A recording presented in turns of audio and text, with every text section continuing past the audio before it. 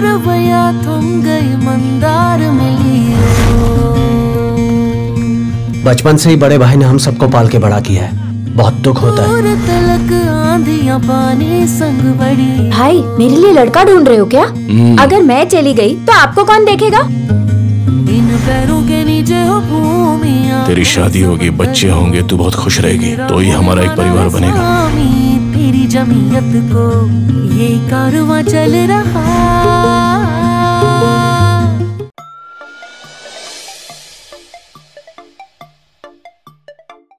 रूपा मावशी माझ्या शाळेची तयारी करते, म्हणजे हे लोक मला शाळेत पाठवणार?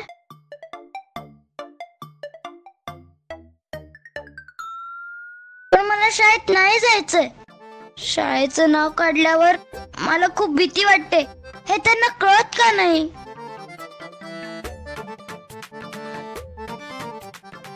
अरे वा, हा स्कूलचा ड्रेस आहे ना? हो. मग आज शाळेत कोण जाणार आहे? तू जाणार आहेस की कमलाजी जाणार आहे? आता काही बडबडू नको सर. तुझा ड्रेस आहे म्हटल्यावर तूच जाणार ना शाळेत. पण मला नाही जायचंय स्कूलमध्ये. कमाल आहे तुझी. या आधी तर स्कूलमध्ये जायची तुला नेहमी घाई असायची ना, मग आज काय झालंय? पण आज नको ना, माझा मूड नाहीये. तुला तर असं बोलून अजिबात चालणार नाहीये. उलट ती तुझ्या आईची स्कूल असल्यामुळे तुला सगळ्यात आधी जायला हवं. नाहीतर सगळी लोक तुझ्या आईला काय म्हणतील याचा तरी विचार कर. पण मी काय म्हणते रूपा मावशी? तू आता काहीच बोलू नकोस. ऐक ना, या बाबतीत मी तुझं कोणतंच कारण ऐकून घेणार नाहीये. तू घरी आल्यापासून सतत काही ना काही घडत होतं. त्यावेळी तुझं शाळेत न जाणं समजण्यासारखं होतं, पण आता नाहीये. आता तुला शाळेत जावंच लागणार आहे. आजी प्लीज.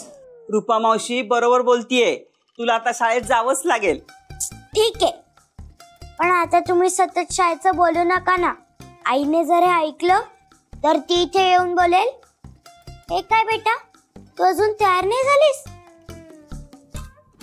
तू आमची गुड गर्ल आहेस ना? चल पटकन आवर. अरे काय आहे बेटा, तू अजून तयार नाही झालीस? गुडगलस ना तू. चल पटकन तयार हो आता. हसायला काय झालं? माझी नक्कल केली आहे का कोणीतरी इथे? पण आई, तुला कसं कळलं ग? कारण मी तुझी आई आहे, कळलं? चल पटकन आवर. चल चल. आई एक मिनिट. आता काय झालं? शाळेत जाणं म्हणजे फक्त युनिफॉर्म घालून आणि स्कूल बॅग घेऊन चालत नाही. इतरही काही